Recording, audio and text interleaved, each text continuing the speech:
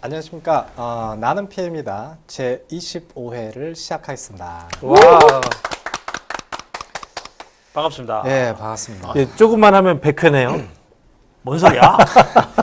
25회잖아요, 4분의 1. 감기 걸려서 아프다고 하더니만 지금 숫자에 대한 정신줄을 감각도 놓은 없고. 네. 뭐 네. 이러다가 곧 100회 되겠죠, 뭐. 아니 수학과 출신이 이렇게 얘기하는 거 곤란한데. 네. 자, 어느덧 저희 나PM이 이제 진짜 25회를 맞이를 했고요. 벌써 4월 26일입니다. 근데 사진이 급 노화됐네요. 저희 사진은 지난달에 이제 방송 끝나고 촬영을 했는데 기존 사진이 너무 오래된 거라 그때 저희 스튜디오에서 찍어서 이렇게 사진을 다 바꿨습니다. 하긴 기존 사진이 전 10년이 넘었으니. 네, 저희가 이제 40대 중반 후반도 있기 때문에 이제 선배님도 30대 때 찍은 거 아니에요? 그 사진? 아니요, 40대 초반. 40 초반에 찍은 거죠. 자, 어쨌든 나는 PM이다 이제 25회. 뭐 지금도 좀 40대 초반이잖아요. 죄송합니다. 신체 나이는. 방송을 시작하도록 하겠습니다. 자, 이제 2부 순서로 옮겨가겠습니다. 오늘의 게스트인 정은주 박사님을 모시고 2부 그리고 이제 저는 네. 또 회사로 다시 들어가 봐야 돼서요. 아쉽지만 일어나겠습니다. 어째요? 이렇게 바빠서. 자, 그러면 교체를 하겠습니다. 선수 교체. 자, 백상무 환영합니다. 네, 반갑습니다. 반갑습니다. 네. 예, 반갑습니다. 예. 좀 뜨거울 텐데 조심해 주십시오. 예. 예,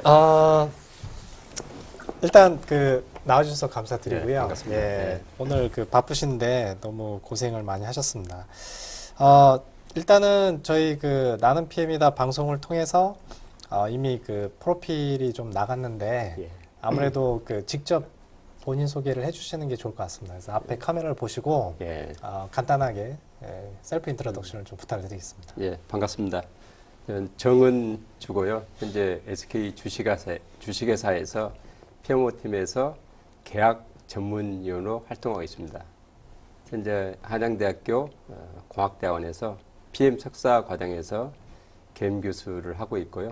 그리고 의사소통 및 협상 관련돼서 강의를 하고 있습니다. 현재 정보처리 기술사, 정보통신 기술을 갖고 있고요. 이제 또 한국정보통신기술사 협회에서 대위원장으로 활동하고 있습니다. 네, 반갑습니다. 예. 거물. 한마디로 거물. 최근에 프린스2 보셨는데 결과 나오셨나요? 아직 파운데이션 봤는데요. 네. 발표 아직 안 나오고 있습니다. 파운데이션 아직 안 나왔어요? 예. 원래 바로 다음날 채점해서 알려줄 텐데. 아마 좀 바뀌어서 바뀌었어요? 아마 영국으로 보내면 그래서 음. 채점한 걸로. 여기서 채점하는 게 아니네요. 예. 저는 여기 정은주 박사님하고 이제 알게 된 게 프린스2 포럼. 예. 예, 그걸 이제 계기로 같이 알게 됐는데요. 제가 프린스2 강의할 때 제가 이제 강의를 하고 또 수업을 이제 들으셨는데 사실 프린스2만 제가 먼저 알아서 제가 강의했을 뿐이지 사실 사회생활은 훨씬 저보다 선배님이시고 기술사도 무려 두 개나. 한 개도 힘든 대박. 예, 두 개나 갖고 계시기 때문에 훨씬 이제 경험도 풍부하신 분이라 이번에 이제 모셨습니다. 자, 그래서 일단은 저희 방송에 항상 게스트분들이 나름대로 이제 프레젠테이션을 간단하게 준비해 와서 그거를 먼저 얘기를 하고 그 다음에 실제 저희가 준비한 질문을 통해서 실제 하시는 일에 대해서 몇 가지 질의응답을 좀 하는 시간을 하면 대략 1시간이 됩니다. 그래서 사전에 부탁을 드렸고 제목은 이제 IT 서비스 프로젝트 계약 관리인데 굉장히 흥미로운 주제인 것 같아요. 저쪽만 따로 띄어서 전문적으로 하고 계시다고 하니까. 자, 그러면 간단하게 이제 준비하셨던 내용을 먼저 듣고 그다음에 저희랑 이제 질의응답 시간을 따로 갖도록 하겠습니다. 여기 예. 포인트 있으니까요. 요거 누르셔서 이제 앞에 화면을 보시면서 진행을 해주시면 될 것 같습니다. 네. 그래서 IT 서비스 프로젝트 계약 관리에 대해서 주로 IT 서비스 산업에 대한 특성에 대해서 간단히 살펴보고 네. 또 이어서 IT 서비스 프로젝트의 특성 살펴본 다음에 또 계약이라든지 또 프로젝트 실패 시 어떤 여파가 미치는지 또 실패를 방지하기 위해서 계약 관리를 어떻게 해야 될지 또 계약 관리를 하기 위해서 어떤 역량이 필요한지를 설명드리도록 하겠습니다. 네. 알다시피 IT 서비스 산업은 살펴보는 데 있어서 IT 산업은 크게 보면은 세 가지로 IT 서비스, 또 소프트웨어, 또 하드웨어로 네. 이제 분류되어 있고 그 중에서 IT 서비스는 사실은 소프트웨어와 하드웨어를 통합해서 고객의 어떤 업무 프로세스를 또 자동화라든지 정보화시켜서 업무를 효율화시키는 또 그런 역할을 할 수 있겠죠. 그래서 통상 IT 서비스는 시스템 인테그레이션, SI라고 동일하게 개념을 사용하고 있습니다. 그리고 IT 서비스업은 좀 더 구체적으로 보면은 이제 IT 컨설팅 업무와 또 정보 시스템 구축, 운영, 또는 융복합 서비스로 구별될 수 있는데 제가 또 이게 IT 서비스 업체에 근무하고 있기 때문에 좀 IT 서비스업을 좀 자랑하면은 IT 서비스라는 게 카메라로 예. 봐주시면 됩니다. 정보 시스템의 어떤 구축 운용을 통해서 결국 이제 국민들의 삶을 편리하게 해주는 해법을 제공하고 네. 또 특히 이제 정부와 기업의 어떤 지속적인 경쟁력을 확보하는데 그게 기여하고 있다고 이렇게 자부심을 갖고 있습니다. 예. 예. 그래서 결국 이제 다시 한번 강조드리면 국민에게는 어떤 삶의 질을 향상시키고 국가와 기업에는 어떤 경쟁력 강화를 시키는 중요한 산업이다. 이렇게 IT. 자부심을 예. 갖고 있습니다. 아, 그럼요. 저희가 굵직굵직하네요. 민원 24라든가 행정정보공통이용이라든가 전자조달이라 그렇죠. 인터넷 예. 우체국, 야 지능도로, 야 저걸 직접 굵직굵직한데. 다 하신 건 아니죠. 뭐 이제 결국은 네. IT 서비스 업체에서 다 했다 보고요. 네. 특히 이제 우리 전자정부가 몇 년째 그 네. 세계에서 네, 1등을 네. 하고 예, 있고 예, 예. 그 원동력이 이제 이 거버먼트 되고 예. 있고요. 또 SOC 산업이라든지 특히 국방, 금융, 뭐 제조, 요즘 금융 같으면 이제 핀테크 예. 이렇게 많이 되고 있고 특히 제조에서는 스마트 팩토리 해서 또 제조 3.0, 또 인더스트리 4.0 해서 특히 IoT 기반해서 센서를 이용해서 IoT 기반해가지고 예. 빅데이터 분석 예. 그래서 결국은 이제 우리나라의 제조업의 경쟁력이 그 스마트 팩토리로 인해서 달성될 수 있다고 봅니다. 그 핵심이 결국 IT IT 서비스 죠. 산업이다. 그럼요. 이렇게 이야기할 수 있겠죠. 특히 요즘 ICBMS 그래서 IoT, 빅데이터, 클라우드 컴퓨팅, 또 빅데이터, 또 모바일, 또 시큐리티 이런 부분이 ICBMS 이렇게 구성되고 있습니다. 예. 그리고 또 이어서 IT 서비스 이렇게 산업에서는 크게 보면 세 가지 이렇게 기술 역량이 필요한데 그 보면은 이제 그 산업에 대한 지식, 업무 프로세스의 이해가 필요하고 두 번째는 이제 프로젝트 관리, 또 사업 관리, 네. 또 그 중에서 리스크 관리 이런 게 상당히 중요하고 이어서 IT에 대한 어떤 하드웨어나 소프트웨어라든지 이런 통합 기술 이 부분이 어우러져야지만은 IT 서비스 산업을 제대로 할 수 있다고 봅니다.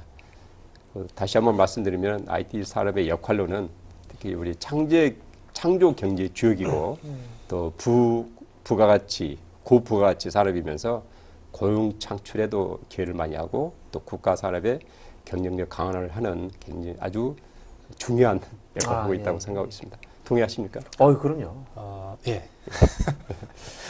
무슨 공익방송에서 나오시는 것처럼. 확실히 레벨이 다르시네요. 보통은 저도- 우리 담당자들하고 이야기하면 실제 프로젝트 이거 기능 안 돼라는 이야기하는데 훨씬 완전 고차원적인. 밸류를 말씀하고 계신데요. 예, 제가 IT 산업에 한 40년 근무해서요. 네. 예, 앞으로 또 한 20년 더 하면은 뭐 60년 동안 반세기 IT 업계에 종사했다고 생각하고 있습니다.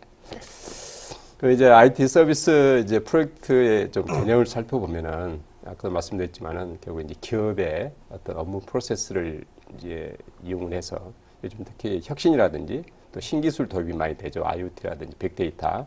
그래서 이런 도입을 인해서 결국은 이제 어떤 경영 혁신이 되는데 이런 혁신에서 사용자의 복합적인 어떤 비즈니스 요구를 좀 정보화를 통해서 지원하기 위해서 다양한 하드웨어, 소프트웨어, 또 네트워크 등을 강한 요소들을 통합해서 정보 시스템을 제공하는 그런 프로젝트라고 할 수 있겠습니다. 그래서 특성으로는 이 계약적으로 본다면 제가 또 계약 전문이다 보니까 이제 변형된 도급 계약이라고 할 수 있는데요. 도급 계약이란 게 그냥 통키 방식처럼 고객한테 알아서 해주는 역할, 자동차 키처럼. 그런데 이것은 발주처와 우리 수행사 간의 긴밀한 협조를 통해서 일을 하는 그런 변형된 도급이라 할 수 있고요. 또 대금 지급은 또 이렇게 상금, 중도금, 잔금을 이제 나눠주기 때문에 결국은 프로젝트라는 게 돈을 받아야지 프로젝트 끝날 수 있기 때문에 이런 또 중간중간 이렇게 돈을 지급하는 일종 건설업처럼 이렇게 하고 있고요. 대금 지급하고 있고, 그다음에 또 대금 지급이라는 게 또 이게 프로젝트 추진 단계하고 연관됐기 때문에 중간중간 검수가 있고 최종 검수가 있겠죠. 그리고 필요 역량은 아까 말씀드렸지만 이제 하드웨어, 소프트웨어, 어떤 네트워크의 통합 기술이 필요하고 특히 프로젝트 관리 기술이 중요합니다. 그리고 계약 관리라든지 또 업무 프로세스 이행력이 필요하겠죠. 근데 또 IT 서비스 프로젝트의 특징으로는 리스크가 많다고 볼 수 있는데 그 특징이 특히 소프트웨어 비가시성으로 인해서 특히 요구사항이 초반에 명확하게 이렇게 정의되기 힘들고 또 프로젝트 진행 도중에 요구사항이 추가되거나 변경될 수 있는 이런 특성이 있어서 이 부분이 굉장히 리스크 요소가 큽니다. 그래서 이제 IT에서 먼저 나온 게 애자일 기법이죠. 예, 그렇죠? 그런 틈도 있죠. 예. 예. 그리고 이제 그래서 요즘 이제 그 회사에서 강조하는 게 요구사항 관리, 아, 또 범위 관리, 역시. 또 베이스라인, 네. 뭐 변경 관리를 굉장히 강조하고 있고 네. 그것이 실패하면 결국 프로젝트가 망가진다. 이렇게 알고 코스트하고도 관련이 있습니다. 예. 있죠. 그래서 전사적 역량을 다 직비하고 있습니다. 네. 그리고 시스템 복잡성, 신기술, 그런데 아까 말한 요구사항 변경 이 부분이 많아서 이 부분에 특히 잘 관리할 것이냐. 그래서 전통적으로 IT 서비스 프로젝트의 매니저의 역량이 기존에 뭐 코스트, 일정 뭐 이런 것도 중요하지만은 요즘은 가장 또 부각되는 게 범위 관리, 네. 요구사항 관리 이 부분이 우리만 해서 될 일이 아니라 특히 발주처의 그렇죠. 네. 그 요구사항 협업이라든지 협조 능력이 중요하기 때문에 이 부분이 가장 중요하다고 생각할 수 있겠습니다. 협상 스킬도 많이 필요하겠네요. 예, 맞습니다. 네. 예, 요구사항을 어떻게 또 조정하는 네, 역할. 예. 그리고 이제 IT 서비스 프로젝트 계약을 좀 더 살펴보면은 네. 아시다시피 계약이란 게 당사자의 그 대립된 의사의 합치, 이게 또 구두 또는 서면으로 이렇게 될 수 있어서 네. 이게 또 계약이거든요. 그래서 계약이란 게 꼭 그 프로젝트 계약뿐만 아니라 이제 뭐 결혼도 일종의 계약이라 할 수도 있고 또 약혼 계약이 될 수 있죠. 네. 예. 그다음에 또 뭐 부동산이라든지 네. 각종 모든 행위들이 결국은 내가 동의하면은 결국 계약이 될 수 있다고 네. 볼 수 있거든요. 특히 요즘은 스마트폰이 발달돼서 어떤 당사자 간의 그 대화 내용이 녹음될 수 있기 때문에 네. 특히 모든 내가 동의하는 것은 계약이다. 그 계약을 했으면은 지켜야 된다. 네. 이런 책임과 의무가 수반된다고 할 수 있겠습니다. 확실히 직업 정신이 투철하신 게 그 결혼을 계약으로 보시는. 예, 맞습니다. 예. 그래서 저 이제 집안에서도 네. 그 역할 분담을 확실히 해서 하고 있습니다. 그래서 혹시 서면적으로 뭐 정해놓은 뭐 이제 조건이나 뭐. 묵시적으로 하고 있는데 그까지는 뭐 하더라도 신뢰가 되기 때문에 네. 예. 그 계약 체결 과정이라는 게 결국 청약과 승낙의 반복을 통해서 당사자가 최종 합의에 이르는데 알다시피 청약이라는 게 이제 뭐 권장하는 네네. 것이고 승낙과 결합해서 그 어떤 계약의 내용을 성립시킬 것을 목적으로 의사 표현이고 승낙이라는 게 청약에 대응해서 또 계약의 성립을 할 것을 목적으로 하는 또 청약자에게 행해진 수행자의 의사 표시가 되겠죠. 그래서 프로젝트 라이프 사이클을 본다면은 IT 서비스는 특히 RFP가 있고 제안서 작성, 또 제안 단계, 우선 협상 단계, 또 계약 단계, 그 이후에 이제 요건 분석, 설계, 개발, 시험 종료 이런 시스템 어떤 단계가 있는데 앞부분은 보면은 RFP는 이제 다수한테 한 청약의 단계로 할 수 있고 제안 작업은 이제 청약자한테 1대1로 하는 프로포즈를 될 수 있고 우선 협상자가 되면은 계속 수정 변경을 하거든요. 협상을 해서 RFP하고 제안서를 가지고 업무를 구체화시키고 사업 범위라든지 또 납품 목록을 명확화시키고 그런 이제 기술이나 가격 협상을 좀 해서 최종적으로 계약을 하게 되거든요. 그럼 계약 체결이 되면은 이제 그때부터는 이제 권리와 책임이 이제 유효하게 되는 것이고 그 이제 종료할 때까지는 그걸 이제 계약 기간이 할 수 있는데 계약 기간의 의미가 굉장히 중요하거든요. 계약 기간을 납품 기간이 정해지는 것이고 납품을 못하면은 또 지체상금 또 책임이 다는 것이고 또 그 계약 이행이 중요하면서 만약에 계약을 잘 이행을 못하면 또 채무 불이행이라는 또 손해배상 책임이 따르는 것이고 그중에 또 계약 변경이 일어날 수 있고 또 여러 가지 또 계약 이슈가 발생할 수 있거든요. 그럼 해결하는 이런 과정을 거쳐서 최종적으로 계약을 종료하겠습니다.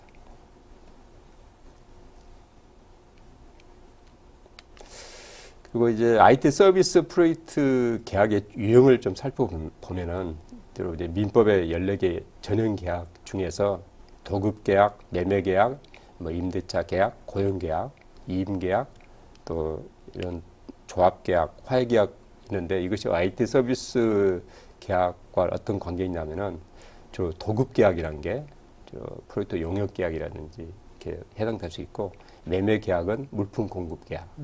그다음에 임대차 계약은 우리가 장비 임대, 서버 임대 할 수 있고 고용 계약은 계약직이라든지 또 컨설턴트 이런 고용 계약, 임금을 주는 형식의 계약이 될 수 있고 위임 계약이라는 게 자문위원 계약, 자문위원 계약 할 수 있겠죠. 위임 계약하고 도급 계약의 차이는 도급 계약은 바로 그 완성에 대한 책임이 있는데 위임 계약은 베스트 에포트를 하면은 또 책임이 면해지는 컨설팅이라든지 의료 행위 또 변호 행위 이런 게 될 수 있겠죠. 조합 계약은 이제 유상계 컨소시엄 계약에 또 참여할 수 있고 또 화해 계약은 문제가 됐을 때 해지 합의 계약 이런 게 될 수 있겠습니다. 그래서 IT 서비스 계약도 결국은 다양한 계약이 포함되어 있다고 할 수 있겠습니다. 다 그리고 민법에 근거가 되는 조항이거든요. 야, 이게 자세하네요. 그렇죠. 예, 다양한 계약이 네네. 됩니다. 그죠? 예. 그리고 또 계약 방식도 다양하게 날 수 있는데요. 확정의 계약이냐, 나중에 또 계산 계약이냐, 단계약 계약이냐 이런 게 당이 있는데 이것은 주로 민법의 계약 형태에 연관을 지어봤습니다. 그리고 또 계약의 유사한 형태가 우리가 각서, 의향서, 양해각서, 또 MOU 이렇게 될 수 있는데 중요한 게 그 형태가 중요한 것이 아니라 그 안에 담겨 있는 내용이 중요하거든요.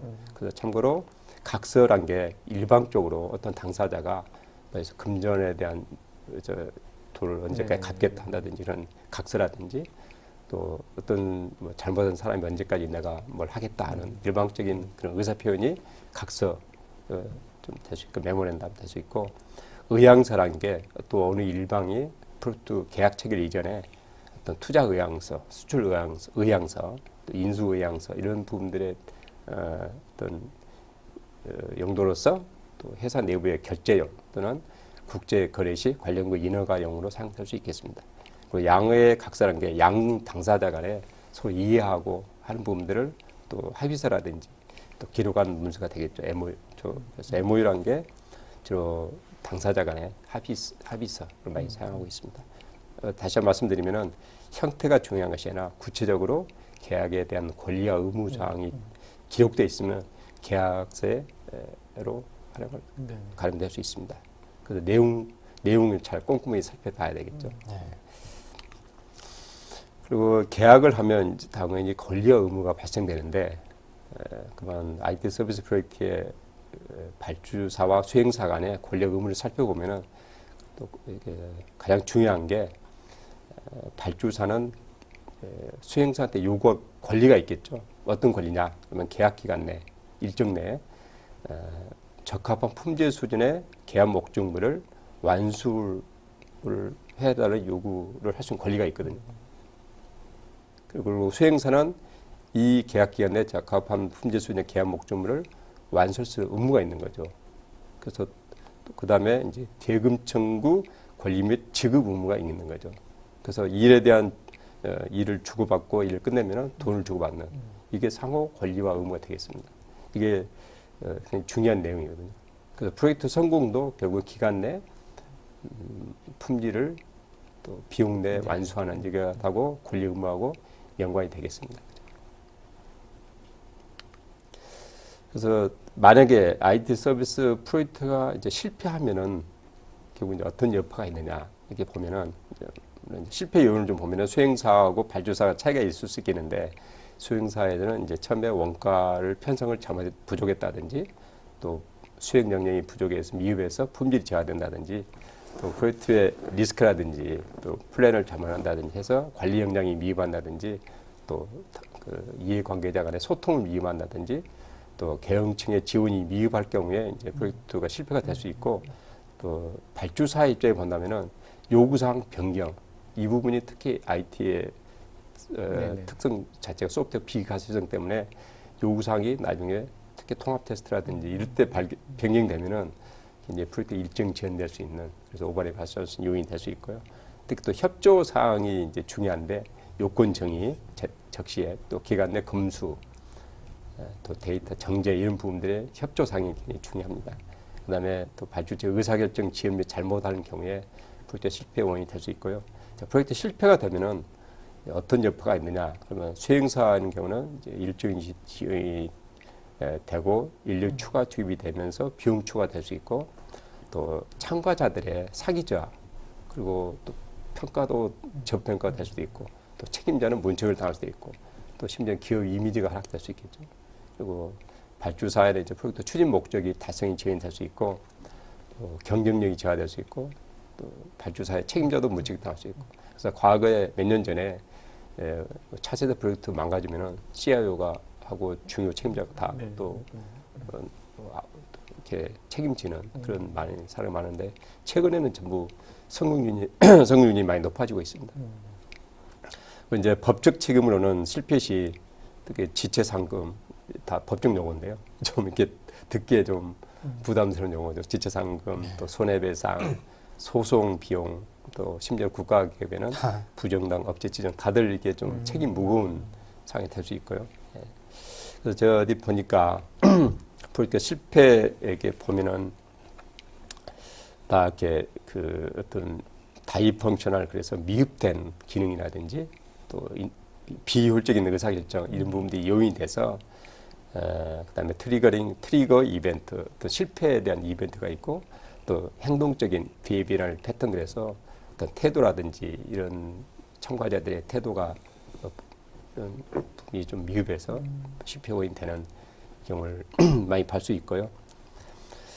그다음에 또 실패 이게 보면은 하이니 법칙 우리가 좀 보면은 1대 29대 300 법칙 해서 그 차세대 프로젝트에 하나 큰 프로젝트가 실패될 경우는 사실 그 29개 유사 이제 작은 어떤 이제 그 사고들이 좀 있을 수 있고 300번의 어떤 사소한 징후가 있다고 합니다. 그래서 이것은 이제 하이니 법칙인데 결국은 이게 IT 프로젝트든 대형 프로젝트든 간에 좀 큰 프로젝트가 망가지면은 미리미리 징조가 될 수 있기 때문에 그 징후들을 미리 파악해서 관리할 필요가 있다.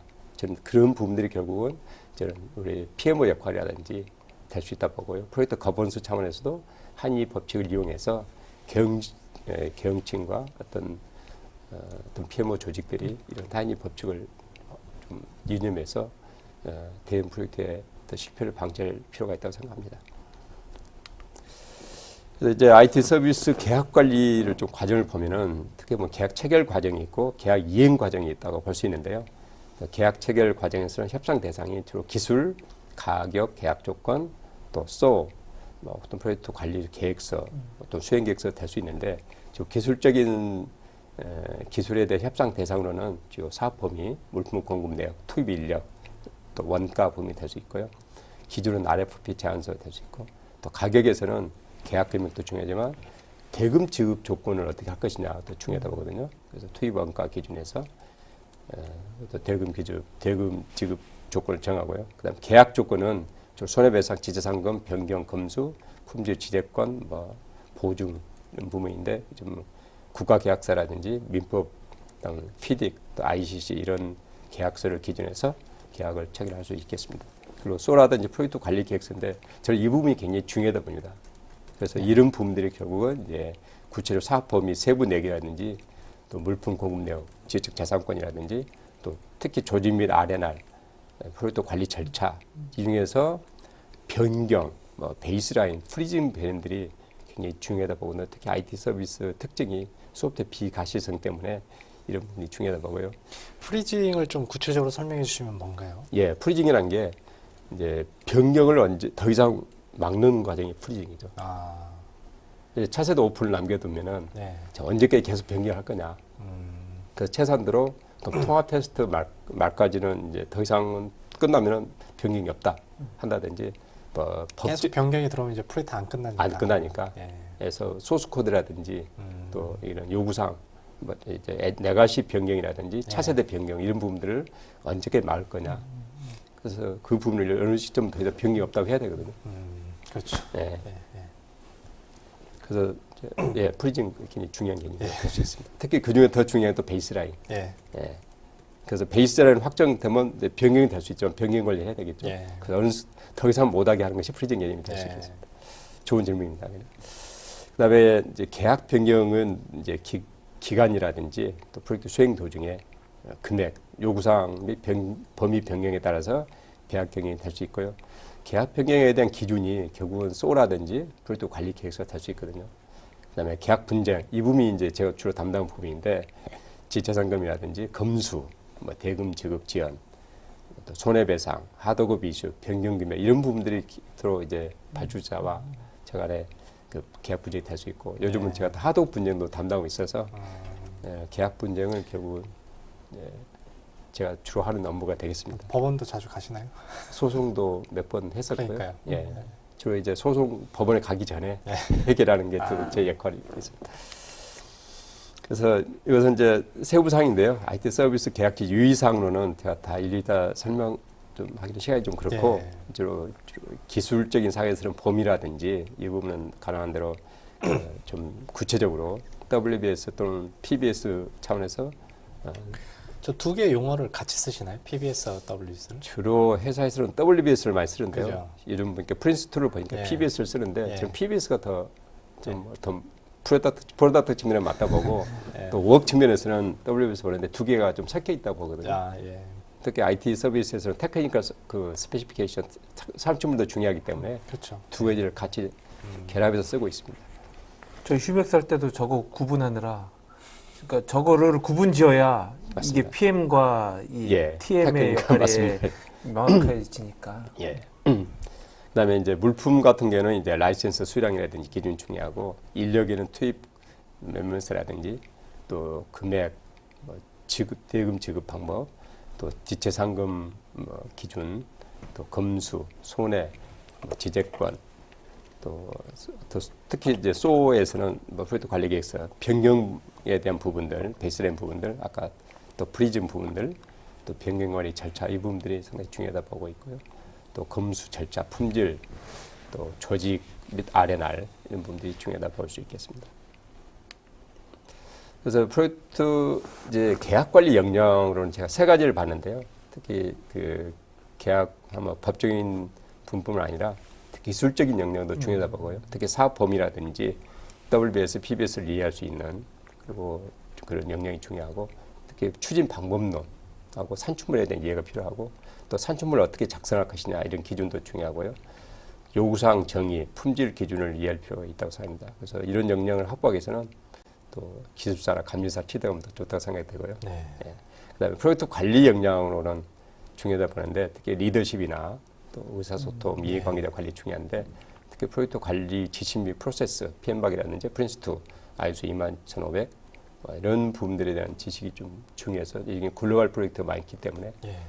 그런 이해하고 특히 변경 관리, 품질 관리, 뭐 위험 관리, 검수 관리 중요하다 봅니다. 그래서 이런 측면에서는 관련된 자격증이 뭐 PMP라든지 프린스2 또 이런 자격증이 취득하면 또 좋다고 생각이 듭니다.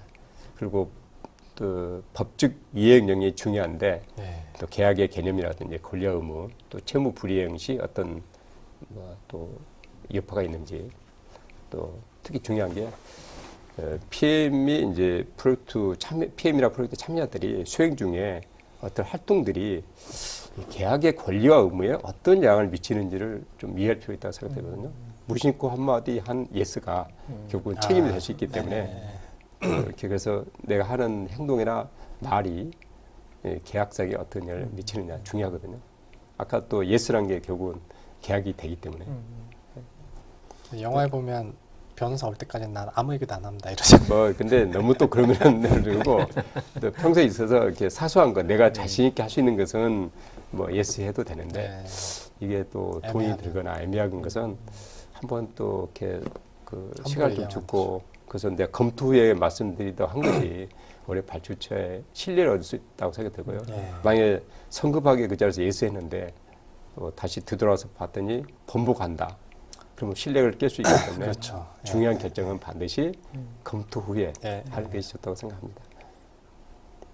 그리고 특히 이게 계약 변경이라든지 분쟁에 대비해서 특히 근거 문서, 자료 작성 능력이 굉장히 중요하다 보는데 예. 특히 애국하고 사람들 일할 때는 이 부분들이 굉장히 필수적으로 생각되고 특히 이런 부분들이 결국은 PM의 역량이라고 생각할 수 있다고 생각합니다. 예. 네, 감사합니다. 이야, 이게 완전 아까 TV 녹아나는 그 설명이었던 것 같아요. 네. 보통 중소기업 같은 경우에는 저런 시각에 그러니까 이게 구조적으로 접근하기가 불가능하잖아요. 쉽지 않은 게 아니라 잘 모르기도 하고 네. 그냥 열성과 성의만 있으면 하는 것처럼 하지만 실제 일은 그러지 않으니까. 또 벤처들이 많이 그 뭐라 그러죠? 좀 요즘 사회적으로 이슈되는 게 대기업에게 농락당하고 이제 버려지는 현상이 많은데 그런 것들을 보호하는 최소한의 장치가 그렇죠. 저런 계약이 아닐까 싶거든요. 하지만 전문가가 많이 보통 저희 같은 엔지니어들은 기술쟁이들이지 이쪽은 또 모르니까. 근데 아까 말씀하셨던 것처럼 기술도 좀 알아야 되고 법적인 사항도 알아야 되고 관리적인 사항도 그러니까 이 밸런스 있게 있어야 그리고 말 한마디 할 때마다 그러니까 즉시 말하지 말고 사전에 검토한다라고 이야기해 그런 것들이 상당히 현업의 사람들에게는 상당히 도움이 많이 되는 내용인 것 같았습니다. 저는 이제 뭐 예전에 IT를 하긴 했습니다. 홈페이지 구축 뭐 이쪽인데 사실 손뗀 지를 너무 오래됐고 네, 여기 김태형 소장님은 아까 휴맥스 하듯이 이미 IT에 잔뼈가 굵은 사람이기 때문에 또 휴맥스랑 계약을 하신 거잖아요. 예, 그래서 한 거죠. 예, 저보다는 아마 궁금한 게 더 많을 것 같은데 혹시 그 지금 발표하신 내용은 사실 회사에 대한 실제 사례는 거의 없고 일반적 얘기 위주로 돼 있거든요. 근데 저는 이제 개인적으로는 경험 얘기가 더 궁금한데 혹시 먼저 질문을 좀 하실 부분 있으면 먼저 하시죠. 제가 지리제를 먼저 못 드려서 죄송하고 말씀 중에 뭐 국내 해외 차이는 워낙 사람들이 많이 알고 있으니까 그건 이제 그렇고 일반적으로 중소기업이 그 접근했을 때 어떤 대기업을 상대로 계약을 한다거나 아니면 중소기업이 뭐 정부 기관도 이제 직접 상대할 수도 요즘 피임업법에 의거하여 할 수도 있으니까 그런 거를 좀 그러니까 실무적으로 놓고 좀 이런 건 주의해라 이런 건 좀 이런 게 베스트 프랙티스다 그런 가이드 있으면 몇 가지만 좀 찝어주시면 감사하겠습니다. 요즘은 이제 그 워낙 공정 거래가 중시되고 또 대기업에서는 하도급 이게 중요하기 때문에 좀 대기업에서는 참고로 제 회사도 마찬가지지만은 하도급 표준 하도급 법이 있거든요. 계약서가 있거든요. 공정거래위원회에서 제시하는 표준 하도급 그 계약서가 있습니다.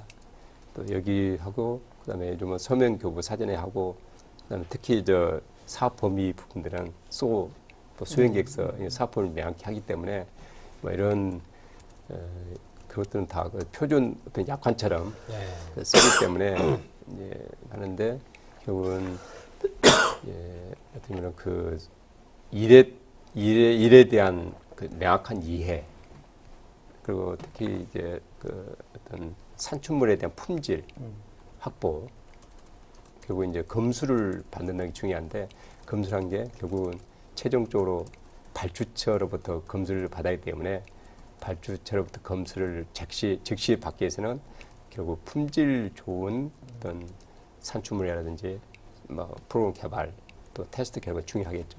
그래서 결국은 그게 프로젝트가 성공하려면은 발주처 또 SI사 그다음에 개발 우리 협력사로 구분된다면은 이 세 가지 역할이 삼자의 역할이 톱니바퀴처럼 잘 맞물려야 될 생각이기 때문에 특히 이제 그 협력업체 우리 또 중소기업 업체에서는 개발 어떤 역량, 어떤 품질, 특히 그 개발자의 어떤 이런 또 관리가 중요하다고 생각합니다.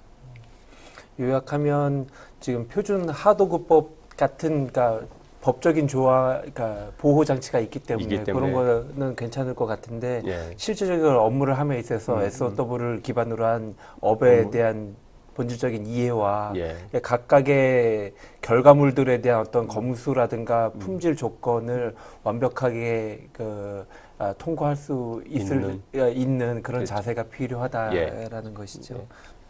그럼 표준 약관은 어디서 받을 수 있나요? 공정거래 위원회. 예, 다 있습니다. 아, 다 예. 있습니까? 그것은 이미 대기업에서 다 쓰고 있고요. 예. 예.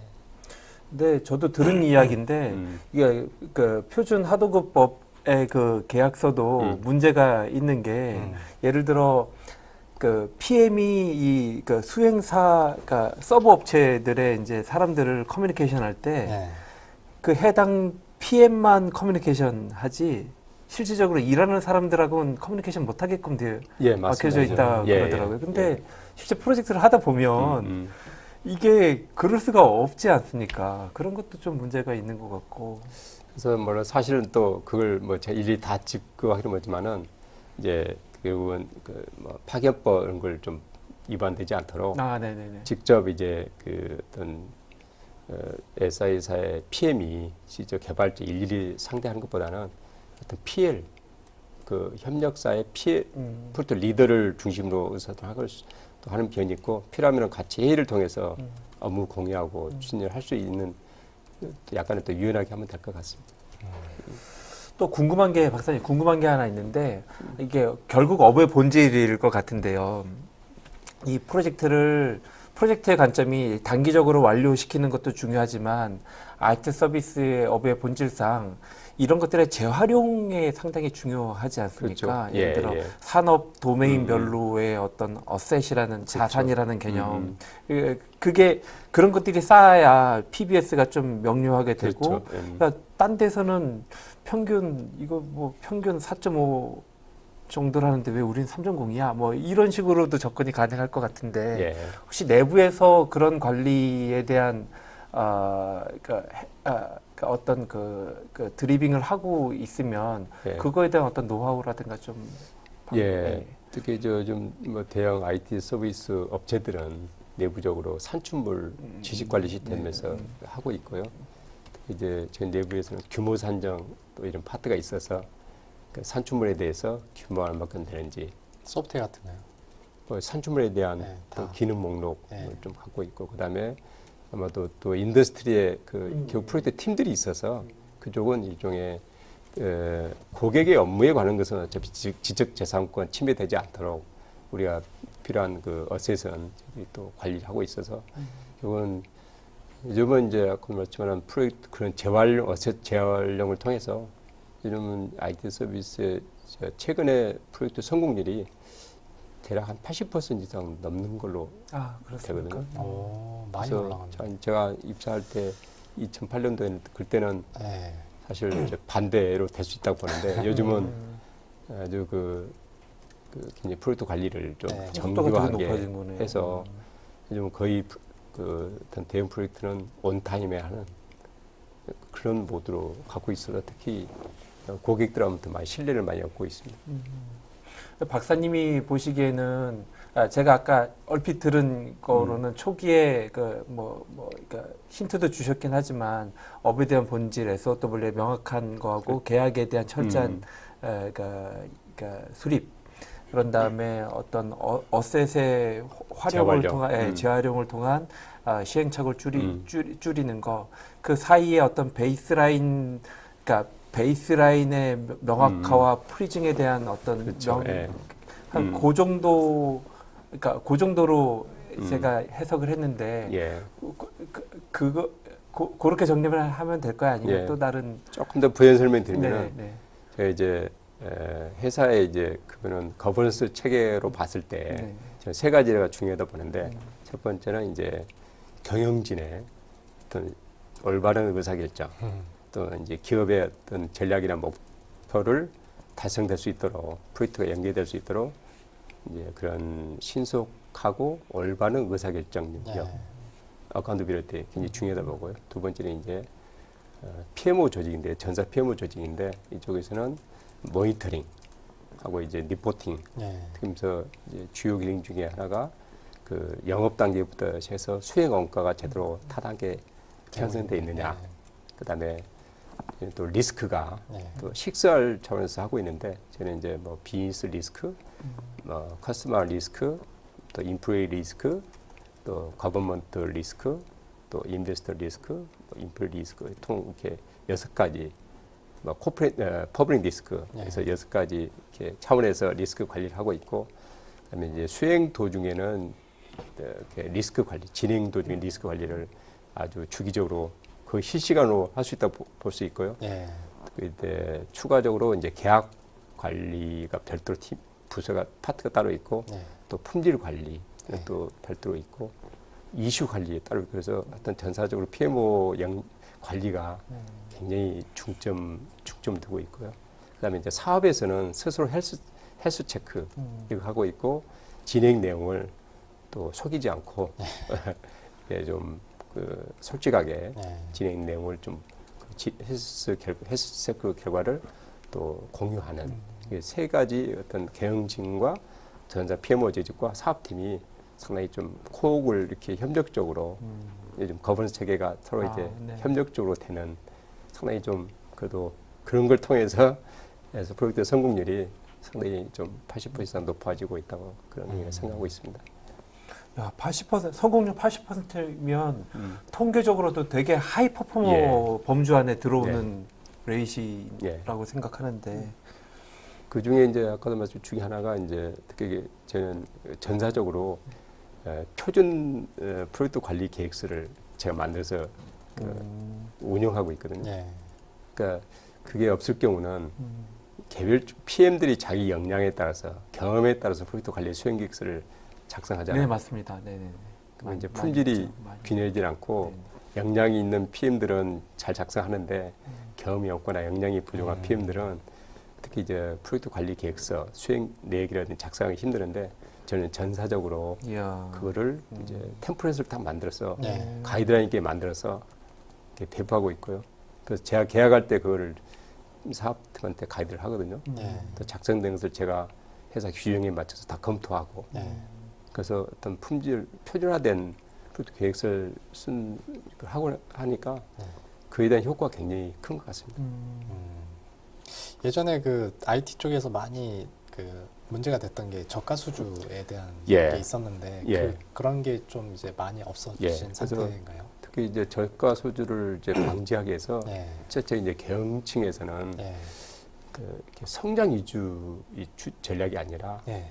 어떤 그 마진 네. 뭐 성장을 하려면 좀 무리하게 수익이 안 돼도 도전할 수 있지만 그건 이제 옛날에 과거 네. 초창기에 있었는 것 같고 나중에 수익성 위주로 위주로. 경 전략을 수행하고 있고 그런 부분들을 우리 PMO 팀에서 네. 그 수행 원가의 타당성을 네. 철저히 보고 있거든요. 그래서 아까 규모 산정 어셋을 사용해서 네. 과연 이제 사업팀에서 제안한 원가가 타당하냐 늘 챌린지를 하고 있죠. 하고 있고 그다음에 또 혹시 뭐 물품 같은 거에 빠진 것이 없느냐 하고 있고 특히 또 혹시 리스크 이런 걸 좀 이렇게 식별해서 네. 뭐 손실 ABB 이런 것도 편성하고 있고 그래서 특히 오버런이 발생하지 않도록 그래서 오버런이 발생하면 누구 책임이냐 물론 사업도 책임이지만은 PMO 조직도 책임을 지는 관련된 PMO 관련 수량도 책임을 지는 그래서 오버런이 발생하지 않도록 굉장히 초점을 맞추고 활동하고 있습니다. 근데 수주라는 게 결국은 경쟁인데 예, 그렇게 경쟁을 붙다 음. 보면 예, 수주를 만약에 못했다 마진을 생각하다가 우리의 기본 수익률이 안 돼가지고 그렇게 하다 보면 사업이 없으면 어떻게 해요? 그래서 이제 결국 이제 회사의 그 방향성 전략이라고 생각하는데 네. 한때는 이제 무리하게 사실 수주 위주로. 하다 보니까 결국 이제 프로젝트가 망가지면은 또 오버런 발생하고 마이너스 많이 나고 타고 근데 요즘은 이제 그 전략을 네. 이렇게 수익성 위주로 전략을 세우니까 네. 원칙을 그래서 그 남도로 피어머팀에서 이렇게 수행원가를 타당성 조사해서 예외적인 경우가 있을 수 있겠죠. 하고 전략적이라든지 그럴 경우는 반드시 그 경영진께 보고를 오케이 해서 받고. 승인하는 네. 그러니까 좀 스스로 통제가 되는 그런 상황이 된 것 같습니다. SK 그룹 내에서는 PMO가 한 몇 명 정도의 조직으로 구성되어 이렇게 약간씩 이렇게 해마다 좀 변동이 될 수 네. 있는데 리스크 관리라든지 쪽에서 한 품질 관리해서 한 50명 정도 네. 될 수 있고요. 그분들이 전사의 예, 전사. 프로젝트를 다 아까 예. 말씀하셨듯이 헬스 체크 모니터링도 하고 그렇죠. 그러고 있는 가이드도 제시해서 배포하고 헬스 체크는 사업 자체적으로 하는 일이고 네. 그리고 이제 내부 사업하고 외부 사업 다 해서 또 요즘 또 기존 IT 사업이라든지 또 신성장 사업해서 한 50명 정도가 이렇게 좀 변동이 될 수 있겠지만 하고 있습니다. 그동안 계약을 대략 몇 건 정도 하신 것 같아요? 제가 한 2008년도부터 네. 사실 계약이라는 게 IT 업계에서는 처음인데요. 제 네. 이런 잡이. 네. 네. 그래서 한때는 팀까지 됐었는데 네. 제가 한 8년 동안에 네. 한 최소 200건 이상 생각하고 뭐 또 이제 계약 체결뿐만 아니라 네. 분쟁 네. 해결도 고객 발주처 한 것도 네. 좀 상당히 많았고 회사에서 제가 그 분쟁 해결을 주로 하고 있으니까 요즘 최근에 또 하도 분쟁도 제가 담당하고 있어서 제가 그런 일에 좀 또 적성도 맞는 것 같고 예전에 KPMA에서 한번 발표하시지 않으셨습니까? K 컨퍼런 예, 프로젝트 뭐, 경험. 예, 그렇죠. 예, 발생이 예. 예전에 초기에 한번 예. 되게 좋았다라는 아이, 감사합니다. 이제 예. 생각났습니다. 그 항상 이제 경험이 쌓이다 보면 예, 다양한 그 아까 뭐 좌충우돌 얘기도 했지만 좋았던 기억도 있고 나빴던 기억도 있고 이런 거는 꼭 다른 사람들이 알고 미리 좀 방지가 됐으면 좋겠다라고 이제 경험한 게 8년 동안에 분명히 있을 것 같은데 예, 예. 200건 정도 이제 계약을 했기 때문에 정말 많은 노하우도 쌓였고 다양한 경험을 하셨을 텐데 아직까지도 잊지 못하는 예. 정말 그 소개하고 싶은 음. 어떤 에피소드라든지 그런 게 있으면 하나 좀 말씀해 주시죠. 사실 또 계약이다 보니까 제가 이제 다 건건이 다 사실 소중한 계약인데 네. 이제 최근에 이제 아무래도 이제 기억나는 것은 네. 이제 대형 시중은행 차세대 아, 뭐 한 규모 꽤 크죠. 네. 예, 그런 하는데 아무래도 크다 보니까 네. 계약 협상 기간도 좀 오래 걸리고 또 입장 차이도 그 입장 차이 나는 항목이 좀 많아서 예. 또 법무법인도 뭐 참고하고 네. 근데 결국은 저 이제 그런 할 때 초점을 결국은 계약이란 게 프로젝트 성공을 지원해야 되는 거 아니냐. 네.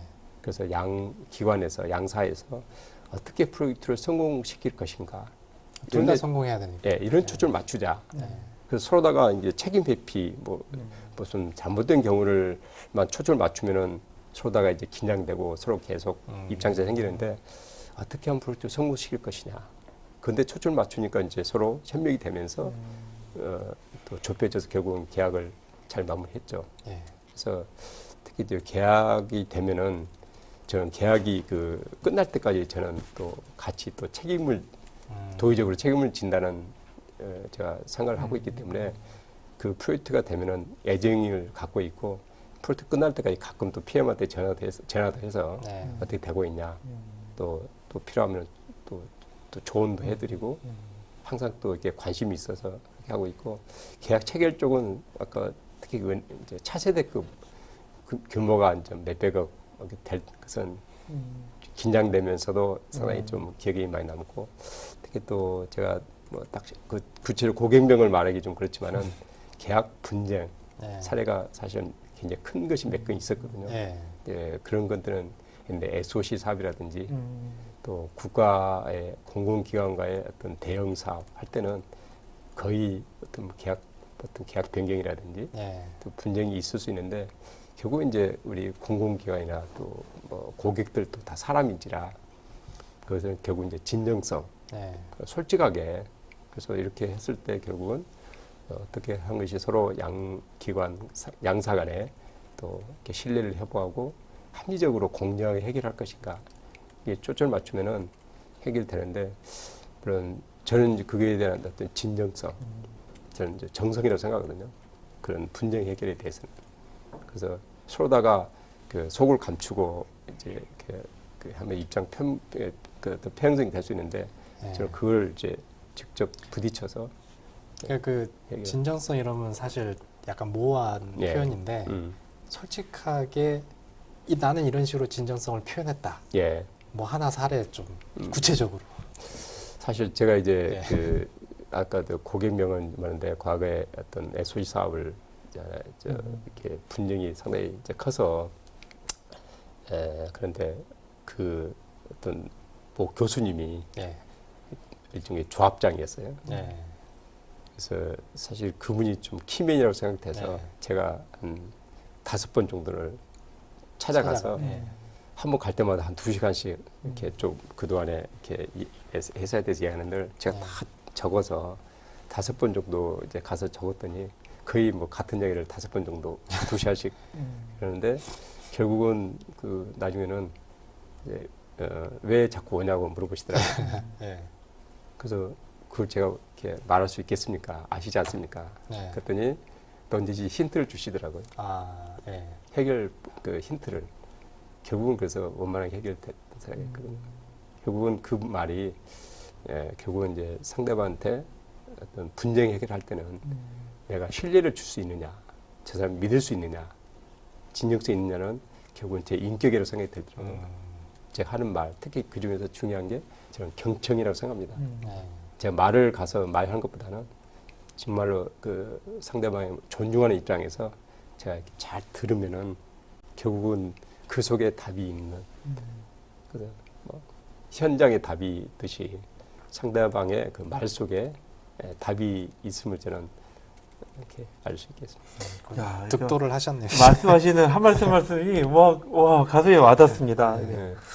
특히나 아까 그 차세대 할 때 이게 성공을 같이 바라보고 그러니까 이야기하자 그런 시각이 고객 관점에서는 그렇게 오픈 디스커션 안 하는 고객이 많은 편일 것 같은데 잘 이끌어 주신 것 같고 그 계약 조항에 보면 항상 안 좋은 쪽 지금 방금 얘기했잖아요. 뭐 지체 보상, 채무 불이행 막 이런 그건 위주로 돼 있는데 그러면 반대로 품질도 다 완수하고 납기내 잘 끝나면 인센티브나 리워드에 대한 조항이 혹시 계약에 들어가나요? 사실은 그 부분이 좀 아쉽습니다. 계약 그죠? 조건에는 네. 그런데 그리고 이제 운용 계약에는 그게 이제 페널티라든지 인센티브가 있는데 사실 이제 그 도급 계약에서는 사실 실패를 방지하는 것이 우선 중요하기 때문에 네. 그다음에 일찍 끝나면 물론 이제 인력을 빨리 철수할 수 있기 때문에 수행사 입장에서는 뭐 베니피시를 될 수 있고 그다음에 결국은 그게 이제 고객과 신뢰를 얻으면은 또 다음 사회에 수주할 수 있고 또 그렇기 때문에 저는 그게 오히려 더 값진 인센티브이지 않을까 생각합니다. 왜 애들한테 두 가지 방법이 있잖아요. 요번에 시험 잘 보면은 용돈 올려줄게. 이 예. 방법이 있고 너 요번에 시험 못 보면은 앞으로 용돈 끊을 거야. 근데 사실 그 대부분의 동기부의 입장에서 보면 차측보다는 당근 쪽으로 가라고 예. 얘기를 많이 하잖아요. 예. 이제 계약도 마찬가지로 잘 되면 이런 거 더 줄 수 있다라고 해줄 수 있다라고 이렇게 해놓으면 저걸 위해서 막 달려갈 수 있는데 안 되면 이렇게 될 거야. 이렇게 하면 이제 불안해가지고 오히려 더 서로 아까 긴장한다 그랬잖아요. 예. 그래서 잠깐 이제 그 생각이 나서 예. 여쭤본 겁니다. 네. 그리고 이제 그 써보면은 그 프로젝트 IT 서비스 프로젝트 기간이 다들 촉박하거든요. 촉박하고 그다음에 또 리소스도 부족하고 네. 고객은 또 요건이 많고 그래서 어떻게 보면 프로젝트 하면은 전쟁이라고 생각이 들거든요. 제가 너무 이상적인 생각을 했나 봐요. 전쟁에서 결국 이제 실패를 방지하는 것이 네. 중요하다 본 거고 그다음에 이제 아까 저는 그 적시 오픈은 네. 저는 결국 성공이라고도 볼 수 네. 있기 때문에 아까 말했지만 이제 그걸 이렇게 성공하면은 결국 이제 고객이 여기 회사 잘하더라 또 소문 내주거든요.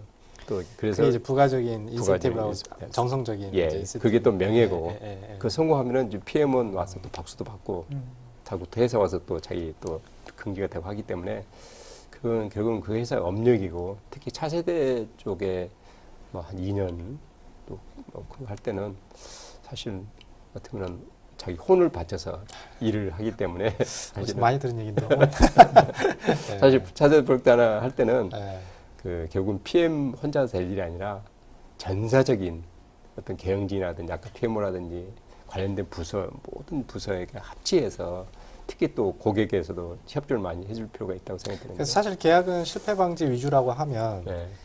그 서플라이 입장에서 어쨌든 프로젝트를 완성하면 내부적으로는 인센티브 리워드라는 축하 파트라든지 그게 가능한 거잖아요. 하죠. 그런 네. 거는 혹시 어떻게 좀 하고 계시나요? 그래서 회사 내부적으로는 사실 이제 네. 몇 년 전까지는 그 프로젝트 인센티브 제도가 있었어요. 네. 평가를 해서 네. 이제 그 또 지금도 이제 제도는 있죠. 네. 그래서 프로젝트 이렇게 잘 끝나면은 네. 이제 원가 절감된 거에서 네. 일부를 좀 돌려주긴 아. 했었는데, 근데 이제 어떤 면에서는 그게 또 그 어떨 때는 또 무리하게 네.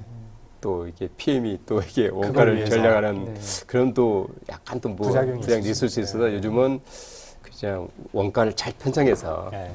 제때 하는 것이 중요하다 이렇게. 남기면 더 좋겠지만 가능하면 애초부터 잘 산정하고 산정해서. 정확히 끝나는 것. 음. 네. 그래서 오히려 나중에 남길 걸 생각해서 조금 버퍼를 갖는 그럴 이런 수도 약간이 좀 될 수 있어서 네. 차라리 플랜을 정확하게 세워서 음. 남기는 것보다는 그 원가 내에서 잘 이렇게 해서 네. 결국은 뭐 구성원들의 복지도 좀 같이 회식도 좀 하고 네. 사기도 진작해서 음. 원가 그 편성된 원가를 수행 원가를 정확하게 해서 다 이렇게 하는 것이 중요하다고 생각합니다. 그 마지막 이 시간이 좀 없는데 예. 그 PMO의 이제 롤이 다양할 수 있어요. 예. 기업마다 뭐 구성 형태가 다양하니까. 근데 기본적으로는 프로젝트를 서포트하는 역할이 이제 그 PMO 조직의 역할인데 예. 그 중에 하나가 PM들한테 멘토링을 하거나 그렇죠. 뭐 트레이닝을 하거나 뭐 그 장애물들을 극복할 수 있도록 지원을 해준다는 여러 가지가 있는데 사실 프로젝트의 가장 키맨은 PM이잖아요. PM의 역량이 누구냐 어떠냐에 따라 그 프로젝트에 큰 영향을 줄 수 있는데 PMO 입장에서 지금 PMO에 예. 계시니까 PMO 입장에서 그 SK CNC의 그 PM들을 예. 그 사람들의 역량을 향상시키기 위해서 뭔가 로드맵을 만들고 추진하는 그런 어떤 파트가 있나요? 뭐 따로 있습니다. 역량 개발팀 예. 팀이 있고요. 예. 그쪽에서는 바로 이제 기술 교육 플러스 예. 프로젝트 관리 교육을 하는 매니지먼트에 대한 그렇죠. PMO 역할이 아니라 예. 그것은 전사 역량 강한 뭐 차원에서 기술 예. 뭐 기술 쪽이라든지 관리 계획 별도로 팀이 구성돼 있고요. 그건 기획 본부가 따로 있습니다. 아. 역량 기획 본부가 해서 따로 있어서요. 그건 굉장히 중시 여기는 분야고요. 예. 그래서 이미 이제 그 SK에서는 상당히 또 업력이 좀 많아서 예. 상당히 그 PM들의 또 이렇게 프로젝트 관리 역량이 뛰어난 PM들이 좀 많이 있어서 예. 이제 많이 좀 프로젝트 관리 능력이 많이 성숙됐다 생각하고 네. 물론 이제 또 주니어들이라든지 예. 이런 사람들도 계속 키워야 되겠지만 예.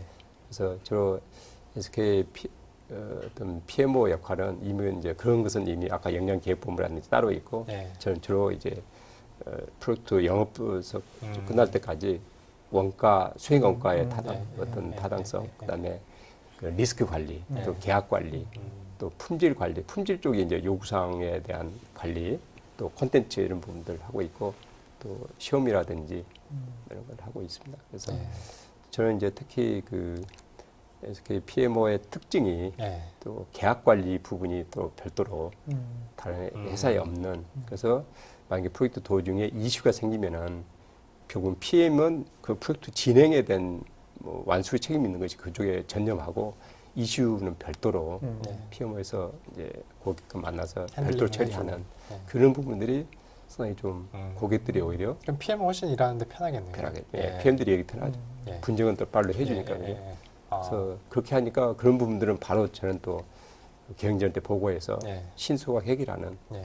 그래서 오히려 그 상당히 좀 SK의 어떤 PM의 역할들이 정교하면서도 상당히 좀 어떤 효과적으로 역할을 한다고 생각하고 있습니다. 아, 예, 잘 알겠습니다. 개인적으로 사견이 좀 궁금한 게 있는데 어쩌면 예. 현재가 IT 업종의 좀 삼국지? 예, 그러니까 이제 어느 정도 정리가 되는 회사도 아주 큰 기업도 정리가 되고 있는 모습도 보이고 있고 그러기 위해서는 아까 말씀하신 어떤 전략이라든가 뭐 이런 것들이 상당히 중요할 것 같은데 예, 그동안에 예전에 KPMA에서 발표하실 때가 7, 8년 전이었던 걸로 예. 기억나는데 예, 그때 첫 시작한다라고 어나운스 하셨거든요. 아, 그렇습니까? 네, 그렇게 기억력 했던 걸로 좋으시네요. 예. 기억나는데 예. 그로부터의 8년 동안의 어떤 그 시행착오도 이 그 SK를 상당히 다른 데는 없는 예. 그러니까 아주 헬스하게 만든 주적인 역할을 하셨던 것 같고 이제는 현재 이런 상시적인 시점에서 예. 박사님의 넥스트 플랜은 어떻게 되십니까? 아, 예. 저 이제 뭐 개인적으로 그러니까 그러니까 개인적인 측면과 회사적인 측면에서 예. 역시 이제 회사에서는 요즘 이제 전통적인 IT 서비스 쪽은 이제 어쩌면은 좀 약간의 또 정책 네. 또 이렇게 된다면 또 이제 요즘은 또 금융 쪽에서는 또 많이 또 활성화되고 있는데 또 대기업은 또 공공사회 또 진입이 장벽이 있어서 들어갈 수 없고 물론 그래서 요즘은 또 신성장 아까 ICBMS 쪽인데 그런 또 새로운 사업이 많이 좀 이제 또 강조하고 있고 특히 요즘 인공지능 또는 IoT 또 스마트 팩토리 이쪽에서 신성장해서 초점을 맞추고 있고 클라우드라든지 그래서 그런 쪽에 대해서 이제 어떻게 보면 이제 기존의 ITS 갖고는 이제 벗어나서 새로운 사업에 대한 계약 또 새로운 사업에 대한 이쪽은 뭐 시행착오도 겪을 수 있고 또 투자도 하기 때문에 그런 부분에 대한 또 저한테 좀 새로운 역량도 필요할 수 있고 또 글로벌 사업에 대한 부분도 할 수 있고 그 추가로 해야 되고 그런 부분이 있고 또 개인적으로는 저는 이제 또 사실은 한 은퇴가 한 2년 반 남았는데요.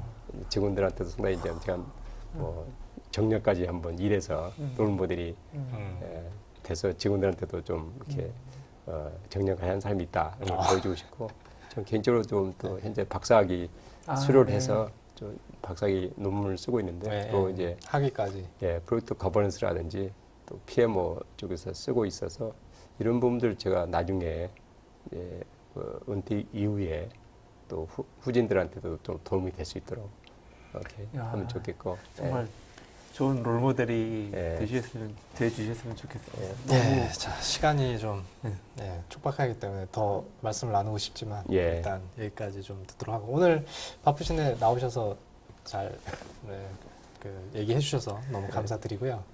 다음에 뭐 기회가 되면 또 한번 모시도록 뭐 마지막으로 하실 얘기 있어요? 너무 좋았는 게 그러니까 정말 아무도 안 걷는 길을 걸으신 거잖아요. 아무도 몰라주는 그 과정이 특히나 대기업이라는 그 이름 안에서 상당히 어려우셨을 것 같은데 그래도 200여 건의 계약을 통해서 레퍼런스를 보여주셨고 아까도 개인적으로도 목표가 이렇게 그 정년과 향후에서의 후진에 대한 어떤 도움을 주겠다라는 그게 상당히 뭉클함을 느꼈습니다.